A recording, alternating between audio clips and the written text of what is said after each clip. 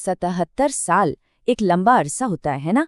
लेकिन भारत के बंटवारे को 77 साल हो गए हैं और आज भी ये सवाल उतना ही चुभता है कि आखिर इसकी जरूरत पड़ी ही क्यों।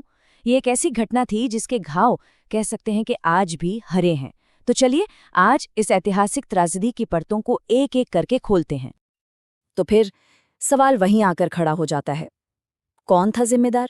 भारत के विभाजन के लिए किसे जिम्मेदार ठहराया जाए? ये एक ऐसा सवाल है जिस पर दशकों से बहस चल रही है। और सच तो ये है कि जब भी इस बंटवारे की बात होती है ना, तो इमोशंस बहुत हाई हो जाते हैं हम सबके। जरा इस आंकड़े के बारे में सोचिए, 2 करोड़। इस बंटवारे ने लगभग 2 करोड़ लोगों को अपने ही घरों से, अपनी ही जमीन से बेघर कर दिया। ये कोई मामूली बात नहीं है। ये मानव इतिहास का सबसे बड़ा मास माइग्रेशन था। एक ऐसी त्रासदी जिसे शायद शब्दों में बयां करना मुमकिन ही नहीं है। और लोग सिर्फ बेघर ही नहीं हुए। इस दौरान जो हिंसा भड़की, उसमें एक अंदाजे के मुताबिक करीब 20 लाख लोगों की जान चली गई। 20 लाख! नफरत की आग इस कदर फैली थी कि लोग एक दूसरे को मारने काटने से जरा भी नहीं हिचक रहे थे। एक भयानक मंजर था वो। तो सवाल ये उठता है कि ये सब शुरू कहाँ से हुआ? इसकी जड़ें कहाँ थीं? इसकी कहानी शुरू होती है ब्रिटिश राज के दौरान।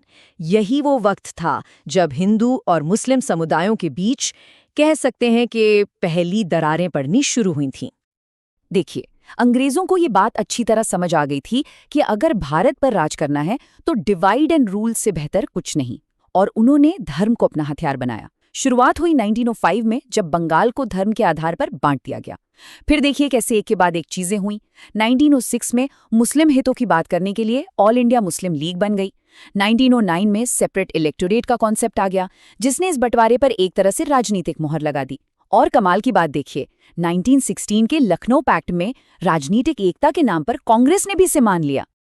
तो ये सेपरेट इलेक्टोरेट था क्या? देखिए, ये एक ऐसा सिस्टम था जिसने, सच कहूं तो, भारतीय राजनीति में जहर घोलने का काम किया। इसका मतलब बड़ा सिंपल था।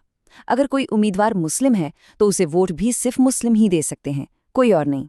बस इसने क्या किया? इसने पॉलिटिक्स को सीधे सीधे धर्म से जोड़ दिया, हमेशा के लिए। राजनीतिक पहचान अब धर्म बन गई थी। और अब आते हैं इस कहानी के एक बहुत ही अहम किरदार पर, मोहम्मद अली जिन्ना। और यहाँ एक बहुत बड़ी हैरानी की बात है, अपने करियर की शुरुआत में वो सेक्युलर पॉलिटिक्स के बहुत बड़े हिमायती थे। इतना ही नहीं, सरोजिनी नायडू ने तो उन्हें हिंदू मुस्लिम एकता का दूत, यानी ambassador of Hindu Muslim unity का खिताब दिया था। यकीन होता है? तो फिर ऐसा क्या हुआ कि एकता का दूत कहा जाने वाला इंसान एक अलग देश की मांग करने लगा? चलिए अब कहानी के उस हिस्से में चलते हैं जहां एक अलग देश का आइडिया सिर्फ एक आइडिया नहीं रहा, बल्कि एक मजबूत राजनीतिक आंदोलन बन गया। ये बदलाव आया 1934 में। जिन्ना लंदन से भारत लौटे और वो अब पहले वाले जिन्ना नहीं थे, वो पूरी तरह से बदल चुके थे। सोचिए, जो इंसान कभी धर्म की राजनीति के खिलाफ बोलता था, अब वही इंसान पूरी आक्रामकता के साथ 2 नेशन थ्योरी की वकालत कर रहा था। उनका साफ कहना था, हिंदू और मुस्लिम 2 अलग कौमें हैं और वो एक साथ नहीं रह सकती।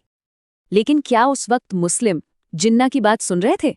जरा 1937 के चुनावों के नतीजों पर एक नजर डालते हैं।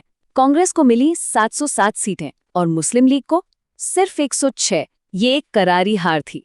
इसने एक बात तो साफ कर दी कि उस वक्त मुस्लिम लीग को ज्यादातर मुसलमान अपना नुमाइंदा नहीं मानते थे, और शायद इसी हार की हताशा ने उन्हें और भी ज्यादा कट्टर बना दिया। और फिर आया साल 1940 और जगह थी लाहौर। यहीं पर मुस्लिम लीग ने वो प्रस्ताव पास किया जिसने इतिहास की धारा बदल दी। पहली बार ऑफिशियली मुसलमानों के लिए एक अलग आज़ाद देश पाकिस्तान की मांग की गई। अब ये सिर्फ एक आइडिया नहीं था, ये मुस्लिम लीग का ऑफिशियल एजेंडा बन चुका था। यहाँ से चीजें बहुत तेजी से बिगड़ने वाली थीं। अब हम बात करेंगे समझौते की उन आखिरी कोशिशों की और उन घटनाओं की जिनके बाद वापस लौटने का कोई रास्ता नहीं बचा था। The point of no return. 1937 से 1946 तक, इन 9 सालों में हवा पूरी तरह बदल चुकी थी। 1946 के चुनाव हुए और नतीजे चौंकाने वाले थे। मुसलमानों के लिए जो सीटें रिजर्व थीं, उनमें से 88% यानी 425 सीटें मुस्लिम लीग ने जीती। ये एक जबरदस्त जीत थी। अब इस बात में कोई शक नहीं रह गया था कि भारत के मुसलमानों की आवाज मुस्लिम लीग बन चुकी थी।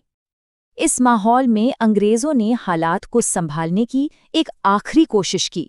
इसे कहा गया 1946 का कैबिनेट मिशन। प्लान के 3 मेन पॉइंट्स थे।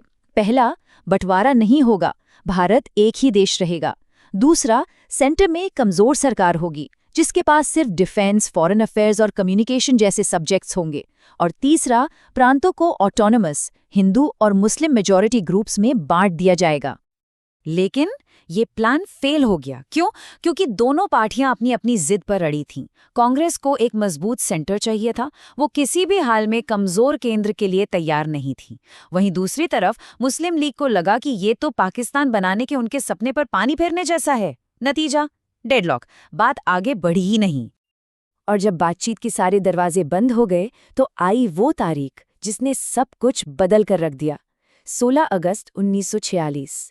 जिन्ना ने पाकिस्तान की मांग को मनवाने के लिए डायरेक्ट एक्शन डे का ऐलान किया। ये एक प्रोटेस्ट कॉल थी, लेकिन ये बदल गई ग्रेट कैलकाटा किलिंग्स में। और इस हिंसा ने पूरे देश में सांप्रदायिक दंगों की ऐसी आग लगा दी जो आज़ादी के बाद भी नहीं बुझी। इस खून खराबे के बाद अंग्रेजों को एक बात समझ आ गई कि अब यहाँ और रुकना मुमकिन नहीं है। उन्हें बस यहाँ से निकलना था। और इसी जल्दबाजी में एक लकीर खींचने का फैसला हुआ। एक ऐसी लकीर जो बहुत जल्दी और बहुत ही खतरनाक तरीके से खींची गई। अब जरा फाइनल काउंटडाउन की स्पीड देखिए। फरवरी 1947 ब्रिटेन ने कहा कि वो जून 1948 तक भारत छोड़ देंगे। ठीक है। मार्च में लॉर्ड माउंटबैटन भारत आए, लेकिन फिर जून में माउंटबैटन ने आज़ादी की तारीख को लगभग 1 साल पहले खींचकर 15 अगस्त 1947 कर दिया।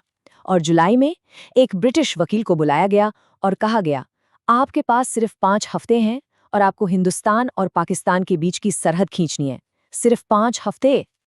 और यहाँ आता है कहानी का सबसे बेतुका हिस्सा। जिस आदमी को करोड़ों लोगों के किस्मत का फैसला करने वाली ये लकीर खींचने का काम दिया गया, सर सिरिल रैडक्लिफ, वो आदमी इससे पहले कभी भारत आया ही नहीं था। सोचिए, उसे इस देश के कल्चर, इसकी ज्योग्राफी, यहाँ के लोगों के बारे में कुछ भी नहीं पता था। तो आखिरकार आज़ादी का दिन आ ही गया। जश्न का माहौल था, लेकिन इस जश्न के साथ साथ एक भयानक तबाही भी दरवाजे पर दस्तक दे रही थी। वो तबाही जो उस जल्दबाजी में खींची गई लकीर का सीधा नतीजा थी। और ये बंटवारा सिर्फ जमीन का नहीं था, ये हर एक चीज का बंटवारा था। ब्रिटिश इंडियन आर्मी धर्म के आधार पर बांट दी गई। सिविल सर्विसेज को 2 हिस्सों में तोड़ दिया गया। देश का खजाना बांटा गया। और हद तो तब हो गई जब ऑफिस की टेबल, कुर्सियां और टाइपराइटर तक गिने गए और उन्हें भी आधा आधा बांटा गया। लेकिन बंटवारे का सबसे क्रूर फैसला तो अभी बाकी था। जो बॉर्डर लाइन खींची गई थी, यानी रैडक्लिफ लाइन, उसका ऐलान 15 अगस्त को नहीं किया गया। उसका ऐलान हुआ 17 अगस्त को, आज़ादी मिलने के 2 दिन बाद। जरा सोचिए उस मंजर के बारे में। करोड़ों लोग सुबह सोकर उठे और उन्हें पता चला कि वो रातों रात एक गलत देश में हैं। इस ऐलान के बाद जो हुआ वो शायद इंसानी इतिहास का सबसे काला अध्याय है। लोग अपने घर बार छोड़कर भागे और इस पलायन के दौरान भयानक हिंसा हुई। जैसा कि एक जगह जिक्र मिलता है, हालत ये थी कि ट्रेनों में लाशें भर के भेजी जाती थी। एक तरफ से ट्रेन चलती थी और दूसरी तरफ सिर्फ लाशें पहुंचती थी। आज इस बात को 77 साल बीत चुके हैं, एक पूरी पीढ़ी गुजर चुकी है, लेकिन सवाल आज भी वही है। क्या बंटवारे के वो जख्म वाकई भर पाए हैं, या वो आज भी कहीं ना कहीं हमारे अंदर, हमारे समाज में, हमारी राजनीति में जिंदा हैं? ये एक ऐसा सवाल है जिसका जवाब हम सबको मिलकर खोजना होगा।